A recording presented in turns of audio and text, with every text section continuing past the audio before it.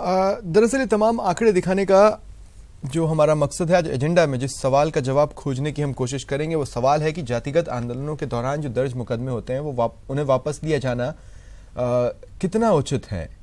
हमारे साथ जो आज गेस्ट पैनल मौजूद हैं, इंट्रोडक्शन करवा देता हूं। बीजेपी नेता सुरेंद्र नरूका जी मेरे साथ मौजूद हैं। गिरिराज गर्ग जी कांग्रेस का प्रतिनिधित्व कर रहे हैं। प्रतीक कासलीवाल जी अधिवक्ता हैं और विजेंद्र झाला जी रिटायर्ड आईपीएस हैं। आप सभी का स्वागत है न्यूज़ 18 राजस्थान पर। विजेंद्र झाला जी, सर मैं आपके पास सबसे पहले आ रहा हूं। मैं पहले कुछ चीज़ों को समझना चाहता हूं। देखिए, मुकदमे दर्ज होते हैं, उस पर मुझे लगता है कि एक पर्टिकुलर टीम लगातार एक्शन मोड में रहती है, काम करने का प्रयास करती होगी। एक समय बाद जब मुकदमे वापस हो जाए तो उस टीम को क्या ये नहीं लगेगा कि हमारा टाइम वेस्ट हुआ, या फिर वो टीम ज्यादा एक्शन ही नहीं लेती क्योंकि उन्हें पता है आने वाले समय में हो सकता है ये मुकदमे हटा लिया जाए? ओवरऑल मोरल पर किस तरह से रिफ्लेक्ट करता है घटनाक्रम?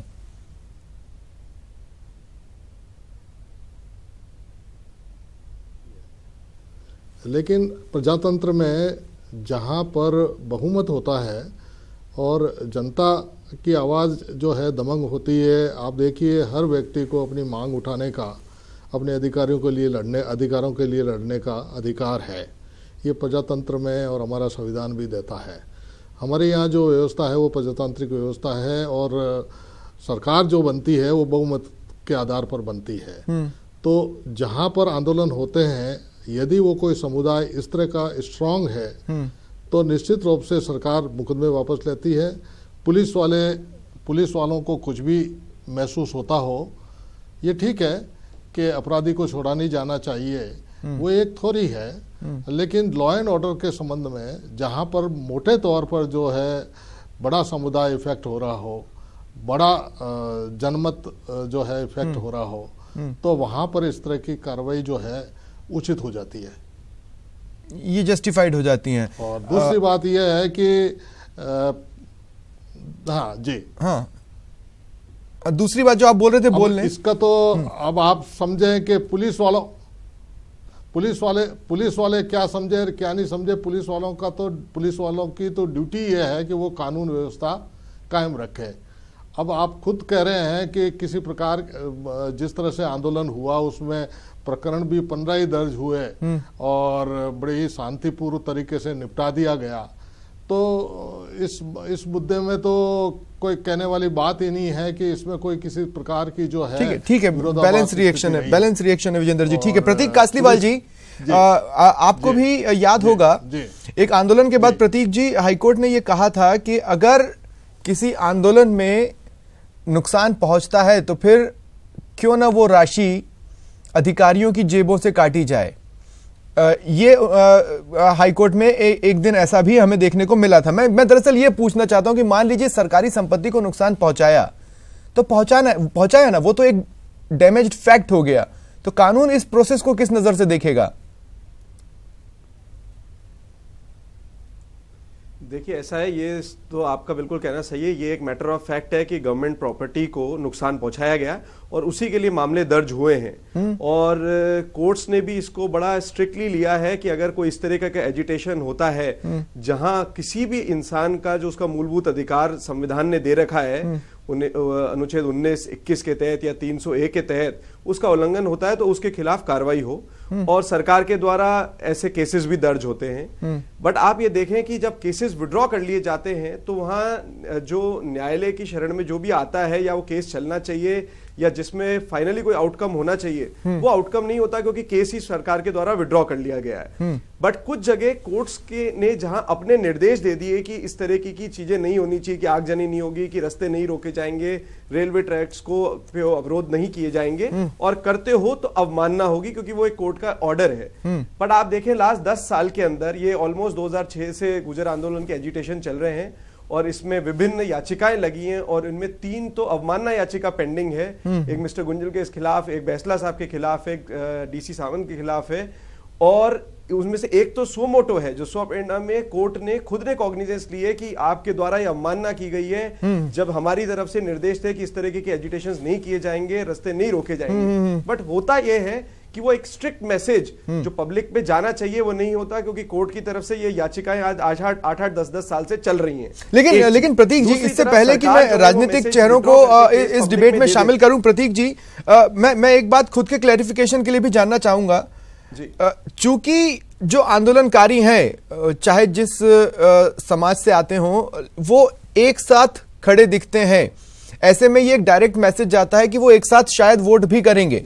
लेकिन उसी के बैकग्राउंड में जो पीड़ित पक्ष होता है, जो कि नजरअंदाज कर दिया जाता है, वो उससे, जैसे मान लीजिए जाम लगाया या ट्रेन को रोका, तो पीड़ित पक्ष की संख्या उनसे ज्यादा हो जाती है। लेकिन चूंकि वो एक साथ नहीं होता, मेरे ख्याल से इसलिए उनको जस्टिस सर्व नहीं हो पाता।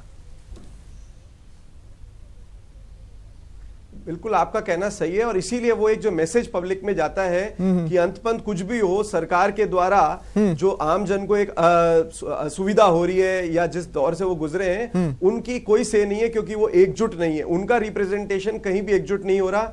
और एक कोई व्यक्ति विशेष, कोई समुदाय जो एकजुट होकर के भले ही वो गलत कार्य कर रहा है, उसको भी छूट दे दी जाएगी सिर्फ क्योंकि वो संगठित है और उस पर्टिकुलर संगठन या उस पर्टिकुलर समुदाय को अपीज करने के लिए केसेस विड्रॉ कर लिए जाते हैं। तो एक बड़ा गलत मैसेज जाता है कि न्याय प्रणाली जो है वो कहीं नहीं है, और न्याय की जो हम बात करते हैं कि आपके जो अधिकार हैं उनका उल्लंघन होगा तो न्यायालय जो है उसकी शरण में आने पे कहीं ना कहीं आपको रिलीफ मिलेगा, वो होता ही नहीं है। और बड़ा गलत मैसेज सरकार की तरफ से जाता है ये केसेस विड्रॉ करके।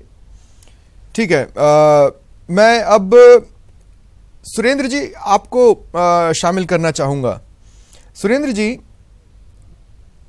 बात सिर्फ जातिगत आंदोलनों के दौरान दर्ज मुकदमों की ही मैं क्यों करूं, मैं अगर राजनीतिक दलों द्वारा जो किया जाता है उस पर भी कहूं, अगर कभी सरकारी संपत्ति को नुकसान पहुंच भी जाए तब भी राजनीतिक दल तो यही चाहते हैं कि भाई केस वापस हो जाए। यूपी में तो योगी सरकार ने यह किया भी है, लगभग 20,000 नेताओं से केस वापस लेने का।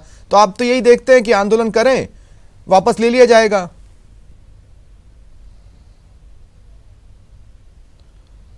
देखो सर, विरागी जी, मैं बताऊं आपको कि कोई भी राजनीतिक पार्टी, कांग्रेस हो चाहे बीजेपी हो, जैसे अभी झाला साहब ने बाकायदा लोकतांत्रिक व्यवस्था है, लोकतांत्रिक व्यवस्था के अंदर हर आदमी को अपनी बात रखने का अधिकार है।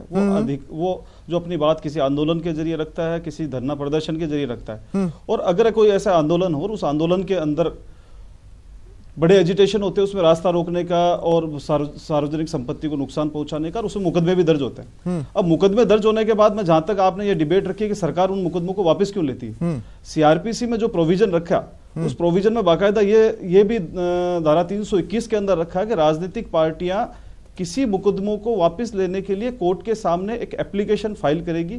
उसके बाद कोर्ट उसको कंसिडर करता है या नहीं करता, ये कोर्ट की बाध्यता नहीं है कि राज्य सरकार ने उनको एप्लीकेशन दे दी तो उस एप्लीकेशन को एक्सेप्ट ही करे, रिजेक्ट भी कर देता है। अभी जैसे केजरीवाल जी ने भी बताया कि कई कंटेम्प्ट के केस ऐसे चल रहे हैं हाईकोर्ट के अंदर, और हाईकोर्ट ने उसमें कॉग्निजेंस भी ले रखा है। हाईकोर्ट ने उन कंटेम्प्ट के खिलाफ जिन्होंने ये कार्रवाई, उनके खिलाफ नोटिस भी जारी कर रखे हैं, उनको भी सरकार विड्रॉ नहीं करती। सरकार ऐसे केसेज को विड्रॉ करती है जिसमें कोई ऐसा आदमी उसमें इन्वॉल्व नहीं हो गया हो, जो हकीकत में कई बार रहता है। जैसे अपने एक मारवाड़ी में कहावत है कि गेहूं के साथ घुन भी पीस जाता है। अगर 100 आदमी एजिटेशन कर रहे हैं तो उसमें 10 आदमी भी ऐसे निर्दोष नहीं फंस जाए जिन्होंने उस आंदोलन में किसी तरीके से भाग भी नहीं लिया हो, लेकिन कई बार भीड़ तंत्र के अंदर उनका भी नाम आ जाता है। तो सरकार की यह मंशा रहती है, भारतीय जनता पार्टी की सरकार की हमेशा यह मंशा रही है कि ऐसे आंदोलन में कहीं भी कोई निर्दोष आदमी इन्वॉल्व नहीं हो जाए, जिसने इस तरीके से आंदोलन में भाग नहीं लिया हो या उसने ऐसा कोई नुकसान नहीं पहुंचाया हो सार्वजनिक संपत्ति के कहीं। ठीक है, मान लिया चलिए मैं कांग्रेस के नजरिए को भी समझने की कोशिश कर लेता हूं। सुरेंद्र जी, गिरिराज जी, अगर मैं सुरेंद्र जी की बात मान लूं तो ठीक है, गेहूं के साथ घुन न पिस जाए वाली जो कहावत उन्होंने कही कि मान लीजिए किसी ने गलत नहीं किया तो वो क्यों पिसा जाए, लेकिन मान लीजिए किसी ने गलत किया हो तो राजनीतिक दलों का स्टैंड क्या होना चाहिए? चीजों की स्क्रूटनी करना या फिर एक पीड़ित पक्ष जो रहा है उस घटनाक्रम के दौरान उसको पूरी तरह नजरअंदाज करना? नहीं, देखिए ये बात बिल्कुल सही है कि जो आंदोलन होते हैं जाति विशेष के हो या संगठन विशेष के हो, उनमें जो आगजनी की घटनाएं होती है, सरकारी संपत्ति को जो नुकसान पहुंचाया जाता है, निश्चित रूप से वो देश की संपत्ति है और उसको जो नुकसान पहुंचाने वाले लोग हैं वो कतई जो है वो ना तो समाज का भला चाहते हैं ना संगठन का भला चाहते हैं, क्योंकि उससे जो हिंसा होती है उस हिंसा से कई पक्ष उससे पीड़ित होते हैं। तो राजनीतिक मुकदमे जो वापस, राजनीतिक पार्टियां जो मुकदमे वापस लेती है, वो बात बिल्कुल सही है कि इन जो कई ऐसे लोग होते हैं इनोसेंट जिनके नाम उसमें जुड़ जाते हैं। लेकिन मेरा ऐसा मानना है, जैसा कासलीवाल जी ने कहा, कि न्यायालय को भी थोड़ा सख्त रुख अपनाना पड़ेगा। 8-8, 10-10 साल से जो पेंडिंग पड़ी हुई है याचिकाएं या कोर्ट की अवमानना याचिकाएं, उनके ऊपर न्यायालय को भी, माननीय न्यायालय को सख्त निर्देश देने पड़ेंगे, क्योंकि आंदोलन करना सर उसके लिए आप दलों को भी तो वैकेंसीज भरनी पड़ेंगी। संवैधानिक अधिकार है, आपके पास भी ऑप्शन है, कोर्ट की संख्या अगर आप चाहें तो बढ़ा सकते हैं निचले लेवल पर, मतलब केंद्र की ओर से। हाँ, निश्चित रूप से सरकारों को इस ओर भी ध्यान देना चाहिए कि जो पद खाली पड़े हुए हैं न्यायालयों में, उन पे तुरंत नियुक्तियां हो, और ये केसेस जो हैं इनकी तुरंत गति से। ठीक है गिरिराज जी, मैं कुछ पलों के लिए आपको रोक रहा हूं। विजेंद्र सर, गिरिराज जी मैं कुछ पलों के लिए आपको रोक रहा हूं। विजेंद्र सर, मैं एक बार फिर, जैसे कि आपने कहा कि कुछ चीजें जस्टिफाइड हो जाती हैं, इन प्रोसेस जस्टिफाइड हो जाती है, लेकिन उसके बैकग्राउंड में अभी जैसे मैं प्रतीक जी से बातचीत कर रहा था, एक पीड़ित पक्ष होता है ना सर। जैसे मान लीजिए आपने पटरी उखाड़ी, वहां से कुछ दिन ट्रेन नहीं चल पाए, और उसी समय मेरे को उसी रूट पर किसी ट्रेन से इंटरव्यू के लिए जाना था, उसको तो हमेशा का दंश लग गया। मान लीजिए रोड जाम है। मैं सिर्फ ये कहना चाहता हूं कि ऐसी घटनाओं के बाद जब कहा जाता है कि कुछ असामाजिक तत्वों ने शांति बिगाड़ी, तो इस प्रोसेस में तो वो असामाजिक तत्व भी छूट जाता है ना। देखिए, बिल्कुल आपने वैलिड पॉइंट उठाया है, और मैं आपकी बात से सहमत हूं कि न्यायालय को बहुत ही सख्ती से निपटना चाहिए।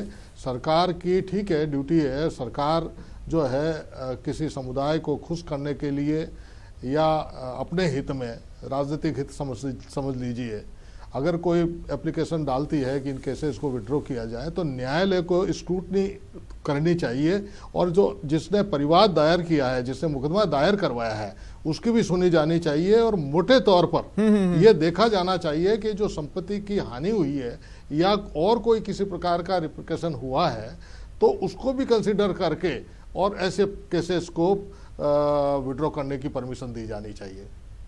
ठीक है प्रतीक जी, यदि ये बार बार ये कहा जाता है कि ये न्यायालय को कई केसेस जल्दी से निपटाने चाहिए, लेकिन उसके बैकड्रॉप में जो समस्या है वो भी तो कहीं छूट जाती है। नहीं तो इस तरह के मामले तो बहुत जल्दी से निपट सकते हैं, ये कोई पेचीदा केस तो होते नहीं है, और आजकल तो मीडिया हर जगह कवरेज के लिए रहता भी है। अगर आप कैमरे से खींचे गए शॉट्स भी मांगेंगे तो बहुत सी चीजें क्लियर हो सकती हैं।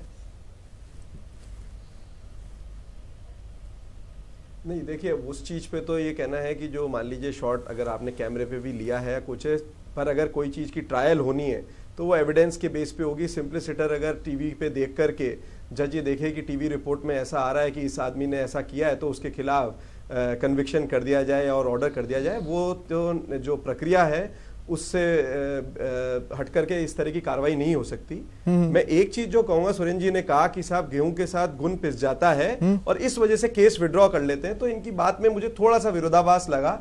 या तो आप केस ही फॉल्स बुक करते हो, आप आनंद फानंद के अंदर किसी के भी खिलाफ केस बुक कर देते हो। अगर आपका ये कहना है कि कोई जिसने कार्रवाई नहीं करी उसको भी हमने गलती से केस बुक कर दिया, इसलिए हम उनके खिलाफ ही केस विड्रॉ करते हैं, बाकी लोगों के खिलाफ। मेरे अंतिम सवाल सुरेंद्र जी आपसे भी और गिरिराज जी आपसे भी, जो आपत्ति प्रतीक जी ने उठाई उसमें दम है सुरेंद्र जी, तो कहीं ना कहीं इसके बैकड्रॉप में यह भी रहता है, हालांकि आप मानेंगे नहीं, वोट किस तरफ चला जाएगा ये भी सोच लें। ऐसा कुछ नहीं है, ये कोई वोट की बात नहीं है। अगर न्यायालय के अंदर बाकायदा एक एप्लीकेशन ही लगती है, उस एप्लीकेशन को न्यायालय द्वारा कंसिडर किया जाता है। प्रतीक जी ने जैसे अभी बताया कि बाकायदा हाईकोर्ट के अंदर आप एजिटेशन की बात कर रहे हैं, अगर धरना प्रदर्शन के लिए भी हाईकोर्ट ने डायरेक्शन दिए कि जयपुर के अंदर केवल 3 स्थानों के अलावा कहीं भी धरना प्रदर्शन नहीं होते, बाकायदा सभी राजनीतिक दल उसको मान रहे हैं। ठीक है, कोर्ट के जो भी आदेश होते गिरिराज जी, कोर्ट के आदेश की कभी कोई अवमानना, मेरे पास समय की बाध्यता है इसलिए आप क्लोजिंग कमेंट दे दें गिरिराज जी। उसकी भी कार्रवाई होगी। देखिए निश्चित रूप से जो सुरेंद्र जी ने कहा वो बात बिल्कुल सही है कि न्यायालय को थोड़ा सख्त रुख अपनाना पड़ेगा, और न्यायालय जब सख्त रुख अपनाएगा तो निश्चित रूप से जो आगजनी होती है, सार्वजनिक संपत्ति को नुकसान होता है, जो असुविधा होती है आम नागरिक को, उसको बहुत बड़ी रिलीफ मिलेगी। चलिए शुक्रिया आप चारों का मेरे साथ जुड़ने के लिए और एजेंडा में चर्चा में शामिल होने के लिए।